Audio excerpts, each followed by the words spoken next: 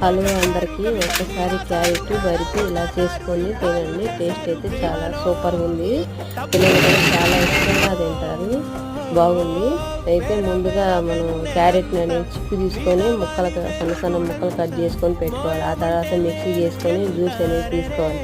Juice తీసుకొని 3/4 cup corn powder అయితే వేసుకొని ఉండలు లేకుండా మంచిగా కలదిప్పుకోవాలి. ఆ కలదిప్పుకున్న తర్వాత కళాయి పైన పెట్టుకొని పంచదార అయితే 3/4 కప్పు తీసుకోవాలి. దాంట్లో 3/4 కప్పు వేసుకొని కొంచెం నీళ్ళు వేసుకొని దాంట్లో పాకు వచ్చింది దాకా ఉండాలన్నమాట. మనకి తీగ పాకం రావాలన్నమాట. తీగ పాకం వచ్చిన తర్వాత బాగా మంచిగా కలుపుతుంటే దానికి దగ్గర పడిద్ది అనమాట. దగ్గర పడే కొంది కొంచెం నెయ్యి వేసుకొని బాగా కలిదిప్పుకోవాలి. ఆ తర్వాత మామూలుగా ఒక కప్పు నూనె రాసుకొని ఆ కప్పులో వేసుకోవాలి. వేసుకున్న తర్వాత జీడిపప్పు కొంచెం కిస్మిస్లు ఇవి వేసుకొని బాగా మంచిగా ముక్కలుగా కట్ చేసుకొని టేస్ట్ అయితే చాలా బాగుంది. ఒకసారి మీరు కూడా ట్రై చేసి ఎలా ఉందో నాకు కామెంట్ చేయండి.